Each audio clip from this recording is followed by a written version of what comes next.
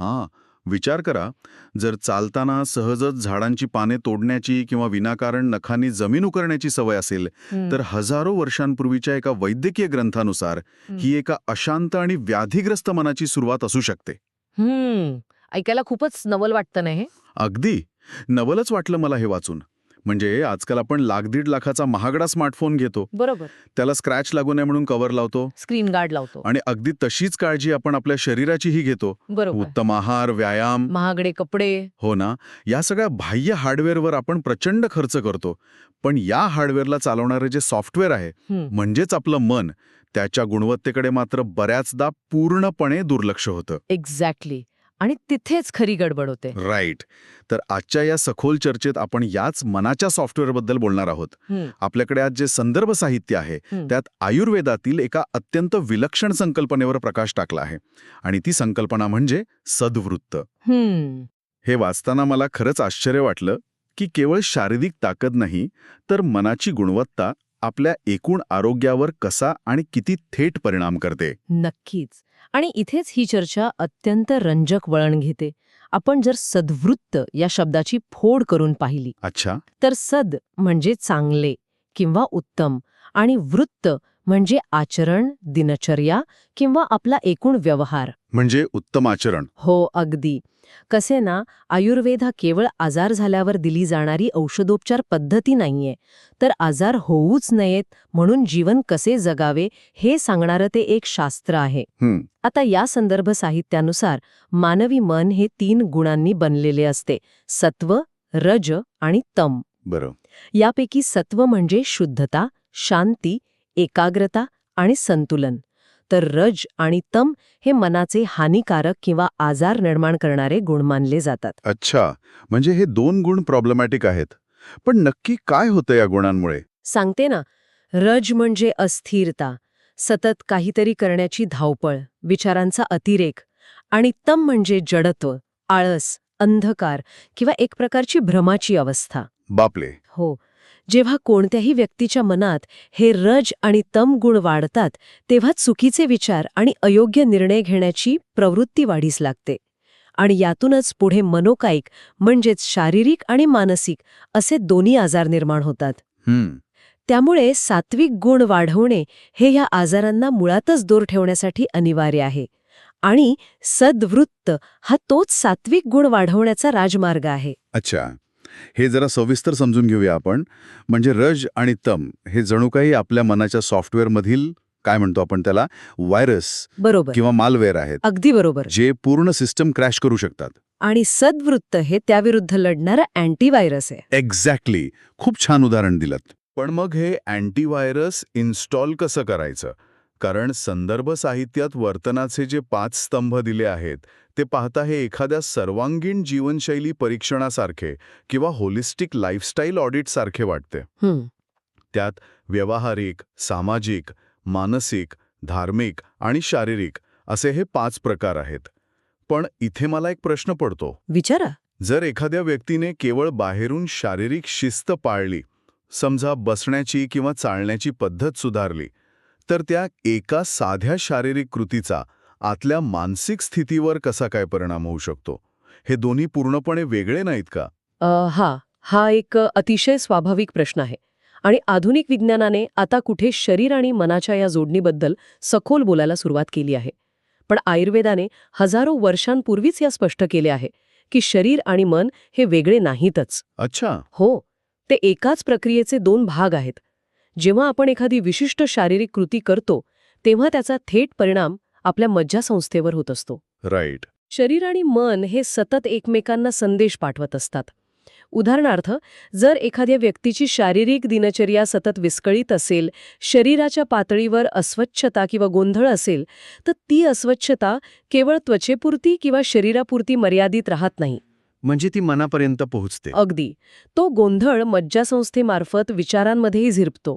सद्वृत्ताचे हे जे 5 स्तंभ आहेत, ज्यात अगदी सकाळी उठल्यापासून ते रात्री झोपेपर्यंतचे नैतिक आणि शारीरिक आचरणाचा समावेश आहे, त्यांचा मुख्य उद्देश हाच आहे की इंद्रियांवर नियंत्रण प्रस्थापित करणे. जेव्हा आपण जाणीवपूर्वक चांगल्या सवयी अंगीकारतो तेव्हा मनातील ती जी धावपळ आहे, जो रजोगुण आहे, तो आपोआप कमी होऊ लागतो. अच्छा. शरीराची स्थिरता मनाला शांत करते आणि त्या शांततेतूनच सत्व वाढीस लागते. बापरे. म्हणजे शरीर आणि मन हे एका सतत चालणाऱ्या फीडबॅक लूपमध्ये अडकलेले आहेत असं म्हणता येईल. एक्झॅक्टली. शरीर शांत केलं की मन शांत होतं आणि मन शांत असलं की शरीर निरोगी राहतं. आता या 5 स्तंभांपैकी जो शारीरिक आणि धार्मिक आचरणाचा भाग आहे त्याकडे थोडं वळूया. नक्कीच. हे नियम केवळ तात्विक नाहीयेत, तर रोजच्या दिनचर्येत कसे अंमलात आणायचे याच्या अतिशय स्पष्ट आणि अचूक सूचना या ग्रंथात दिलेल्या आहेत. हो, अगदी सकाळी उठल्यापासूनचे नियम आहेत. राईट. सकाळी उठल्यावर मलमूत्र मार्ग स्वच्छ ठेवणे, स्वच्छ कपडे घालणे, सुगंधी द्रव्य लावणे, डोक्याला, कानाला आणि पायाला तेल लावणं, हे सर्व त्यात आहे. आधुनिक काळातील वेलनेस इन्फ्लुएन्सर्स ज्या सेल्फ केअर रुटीनबद्दल बोलतात ते आयुर्वेदाने हजारो वर्षांपूर्वीच सांगितले असं वाटतं हे वाचून. अगदी बरोबर. तेच आहे ते. पण मला एका विशिष्ट नियमाबद्दल विचारायचंय. त्यात म्हटलंय की 15 दिवसांतून 3दा केस, दाढी आणि नखे कापावीत. हां. हा नियम एवढा अचूक का? म्हणजे 15 दिवसांतून 3च का? हा केवळ स्वच्छतेचा भाग आहे की त्यामागे काही विशिष्ट शारीरिक शिस्त दडली आहे? जर आपण निसर्गाकडे पाहिले हं. तर निसर्गात एक लय असते. चंद्राच्या कला, ऋतूंचे चक्र, तसेच मानवी शरीराचेही एक जैविक घड्याळ असते. राईट. Biological clock. हो. जेव्हा आयुर्वेद 15 दिवसातून 3दा केस किंवा नखे कापण्याचा नियम सांगतो हं. तेव्हा तो मानवी शरीराला एका विशिष्ट शिस्तीत आणि लयीत बांधत असतो. अच्छा. नखे किंवा केस वाढणे ही शरीराची निरंतर चालणारी नैसर्गिक प्रक्रिया आहे. पण जेव्हा ती नियमितपणे आणि एका ठराविक अंतराने स्वच्छ केली जाते तेव्हा ती व्यक्ती स्वतःच्या अवचेतन मनाला म्हणजे सबकॉन्शियस माइंडला एक संदेश देत असते. कसला संदेश? हाच की माझ्या शरीरावर आणि सवयींवर पूर्ण नियंत्रण आहे. ही बाह्य शिस्त जेव्हा अंगवळणी पडते तेव्हा आतील मानसिक गोंधळ कमी होतो. बापरे, किती सूक्ष्म विचार आहे हा. आणि याशिवाय जो तेल लावण्याचा मुद्दा तुम्ही मगाशी मांडला, डोक्याला, कानाला आणि तळपायाला तेल लावणे, याला आयुर्वेदात अभ्यंग म्हणतात आणि त्याचे प्रचंड महत्त्व आहे. तळपाय आणि कान हे मज्जासंस्थेचे अत्यंत महत्त्वाचे केंद्रबिंदू आहेत. तिथे तेल लावून मसाज केल्याने वात दोष शांत होतो. वात दोष? हो, वात हा हालचालीचा दोष आहे. तो शांत झाल्यावर मन एकाग्र आणि स्थिर राहायला खूप मोठी मदत होते. तसेच रोज सकाळी आणि संध्याकाळी संध्या किंवा वैदिक विधी करणे, देव, गाय, वडीलधारे आणि शिक्षक यांचा आदर करणे, हे जे नियम आहेत ते माणसाचा अहंकार कमी करतात. राईट. अहंकार हा रजोगुणाचा भाग आहे. तो कमी झाला की आपोआप कृतज्ञतेची भावना वाढते, जी सात्विक मनाचा पाया आहे. म्हणजे बाह्यशिस्त आणि नम्रता ही आतल्या शांततेची पूर्वाट आहे, हे खूपच प्रभावी आहे. आता या वैयक्तिक दिनचर्येतून बाहेर पडून माणूस जेव्हा समाजात वावरतो तेव्हा त्याचे बाह्य जगाशी वर्तन कसे असावे याकडे आपण वळूया. सामान्य नैतिकता आणि सामाजिक वर्तनाचे जे नियम संदर्भ साहित्यात दिले आहेत ते एका उत्तम समाजाच्या निर्मितीसाठी आवश्यक आहेतच. म्हणजे सर्वांशी मैत्रीपूर्ण वागणे, जे घाबरले आहेत त्यांना धीर देणे, नेहमी सत्य बोलणे आणि इतरांची संपत्ती किंवा स्त्रियांची अभिलाषा न धरणे, हे ऐकायला सामान्य नैतिकतेचे धडे वाटतात. हो, ते बेसिक एथिक्स वाटतात. अगदी. पण यात काही अजब वाटणारे नियमही आहेत. उदाहरणार्थ कचराकुंडी, कत्तलखाना किंवा निर्जन जंगल अशा अयोग्य ठिकाणी जाणे टाळावे. आणि सुरुवातीला आपण ज्याचा उल्लेख केला ती सूक्ष्म सवय, विनाकारण जमीन उकरणे किंवा गवत तोडणे टाळावे. हे वाचताना आजच्या काळातील माइंडफुलनेस किंवा जागरूकता या संकल्पनेची आठवण येते. पण माझा प्रश्न असा आहे की रस्त्यावरून चालताना एखादं पान तोडलं तर त्याने मानसिक आरोग्यावर इतका काय भयंकर परिणाम होणार आहे? हा नियम वरवर पाहता खूप क्षुल्लक वाटू शकतो, पण यामागील मानसशास्त्र अतिशय प्रगत आहे. मला सांगा, विनाकारण जमीन उकरणे किंवा चालता चालता सहजच झाडाचे पान तोडणे किंवा गवत उपटणे अशा कृती माणूस कधी करतो? जेव्हा तो विचारात असतो किंवा कंटाळलेला असतो. एक्झॅक्टली.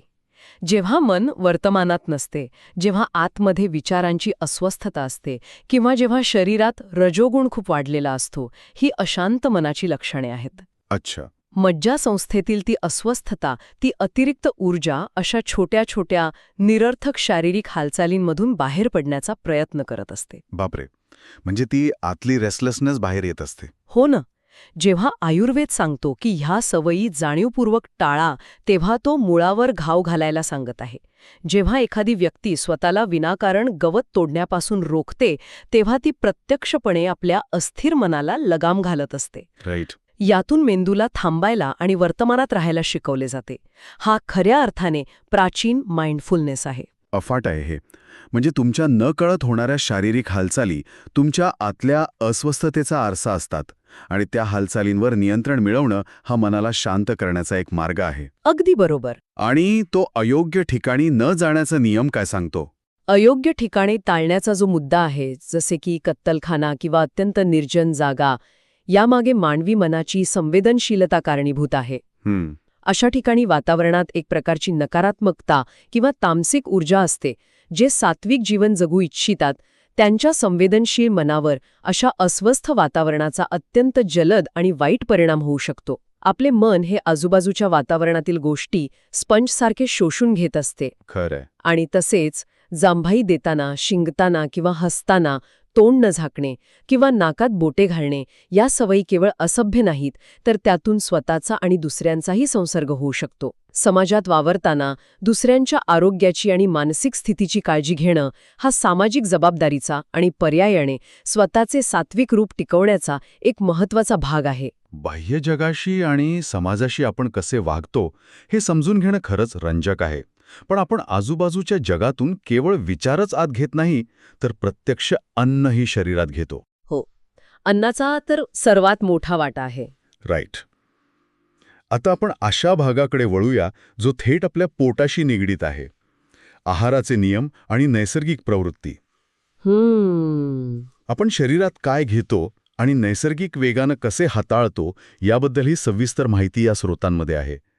शिळे अन्न खाऊ नये असा स्पष्ट नियम आहे, ज्याला सुक्या भाज्या किंवा फळांसारखे काही अपवाद आहेत. बरोबर.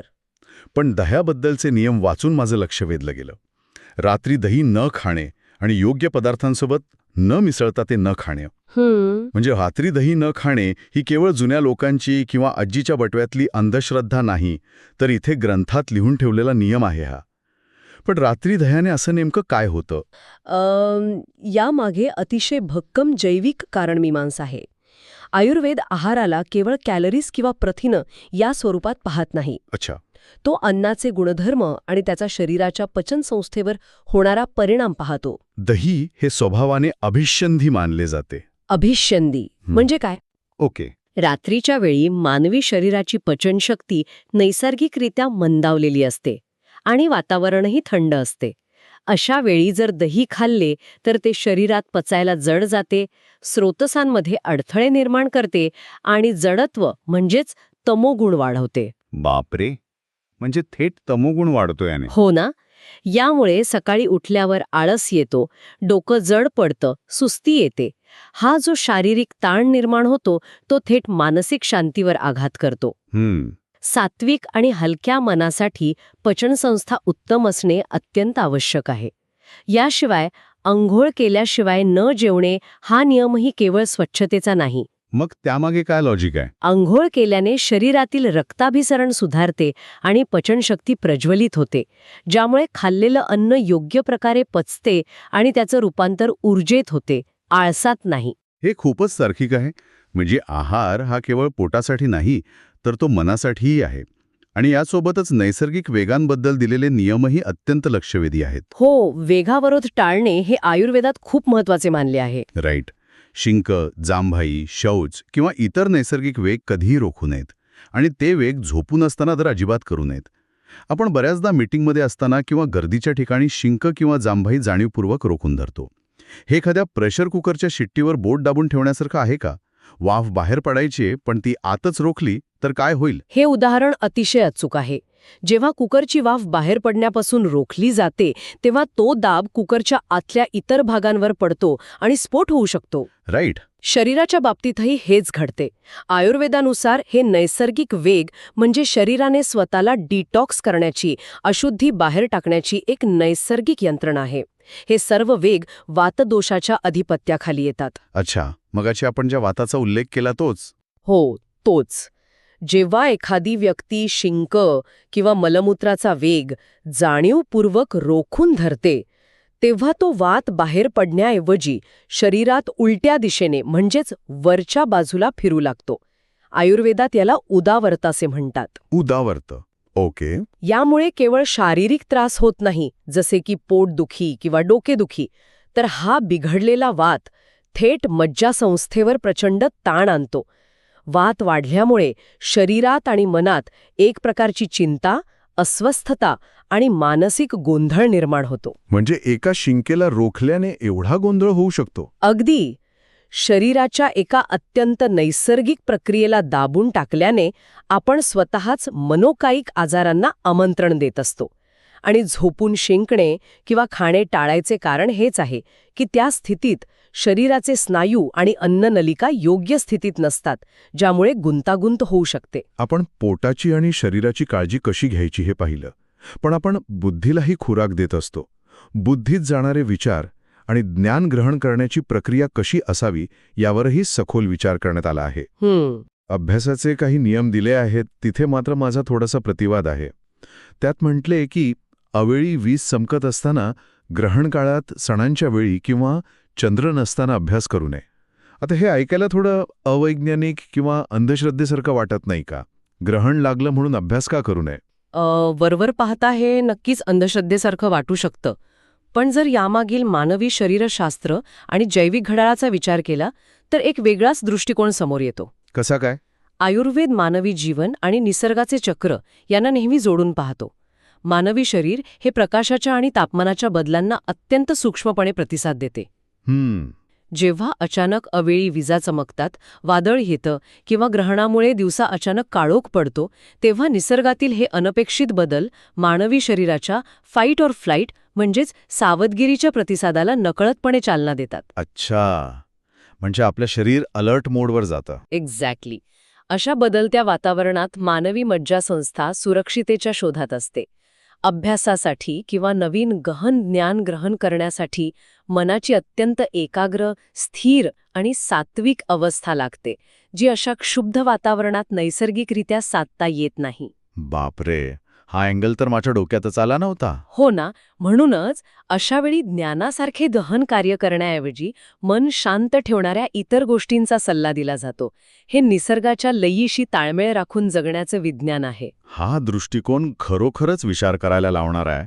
आपण निसर्गापासून वेगळे नाहीच आहोत, तर निसर्गातील बदलांचा आपल्या मज्जासंस्थेवर होणारा परिणाम हा एकाग्रतेत अडथळा आणू शकतो. अगदी बरोबर. याच विभागात परस्पर संबंधांबद्दलही काही नियम सांगितले आहेत.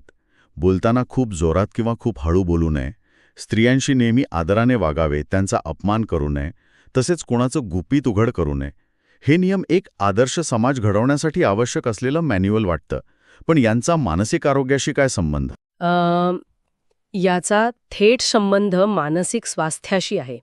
आवाजाचा जो मुद्दा आहे तो माणसाच्या आतल्या स्थितीचा निर्देशक आहे. म्हणजे कसं? सतत खूप जोरात किंवा आक्रमकपणे बोलणे हे अहंकाराचे आणि वाढलेल्या रजोगुणाचे लक्षण आहे.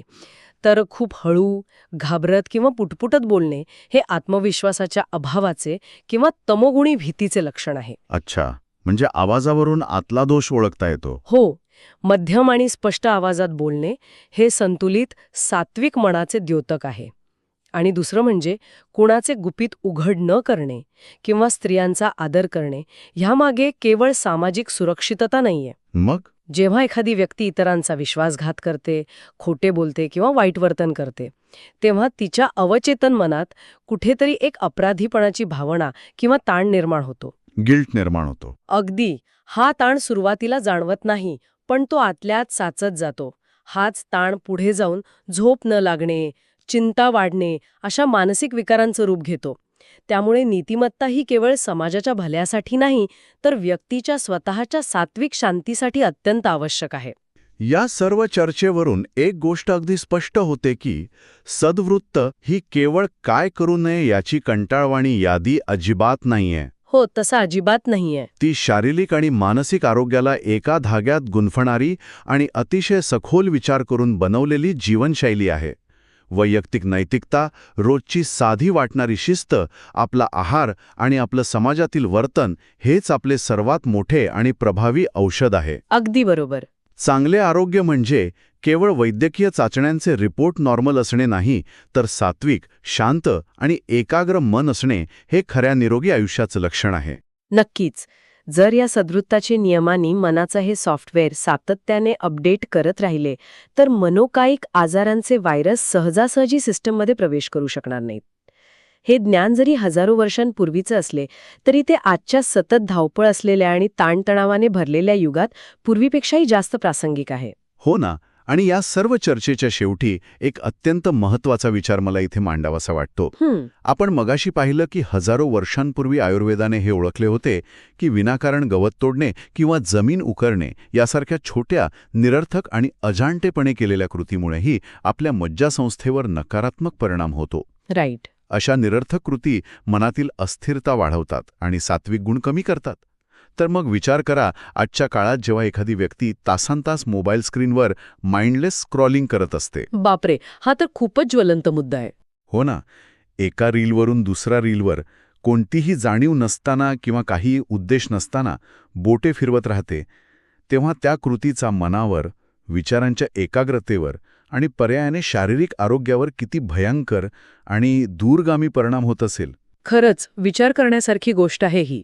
आजचे हे डिजिटल गवत उपटणे आपल्या सात्विक मनाचे किती नुकसान करत असेल, या प्रश्नावर आपण सर्वांनी नक्की विचार करायला हवा. याच अंतर्मुख करणाऱ्या विचारासोबत आजची ही सखोल चर्चा आपण इथेच थांबूया. पुन्हा भेटूया अशाच एका नव्या आणि रंजक विषयासह.